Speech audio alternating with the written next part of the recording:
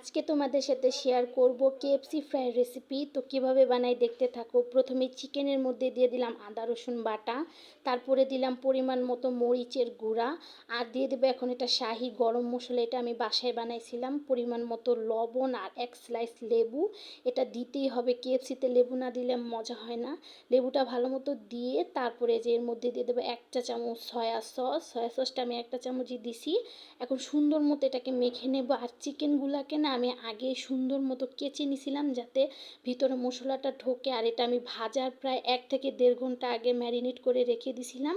তো এই যে এখন এটাকে ভাজবো। তো ভাজার আগে আমি এখানে একটা পাত্রের মধ্যে দিয়ে দিলাম 2 চামচ ময়দা আর 2 চা চামচ কর্নফ্লাওয়ার, পরিমাণ মতো দিয়ে দিব লবণ।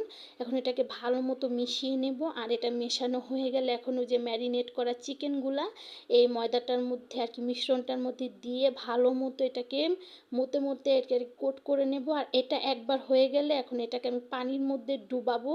এটা একবার ডুবানো হয়ে গেলে আবার ময়দাতে ভালো মতো কোট করে নেব। আর এইভাবে আমি 3 থেকে 4 বার করছি।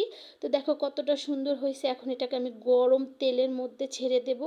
আর এটা একদম আঁচটা কমিয়ে অল্প জালে অনেকটা সময় নিয়ে কেএফসিটা ভাজতে হয় লাল লাল করে। তো দেখতেই পাচ্ছ কত সুন্দর করে লাল লাল করে ভেজে নিছি। তো এখন এটাকে আমি তুলে নেব। আর এটা আমার কেমন হয়েছে সবাই অবশ্যই জানাবা। আর একবার হলো এভাবে কেএফসি বানায় খাইবা, এটা খেতে অনেক বেশি মজা হয়। তো আমার এটা কেমন হয়েছে সবাই অবশ্যই জানাবা। ধন্যবাদ।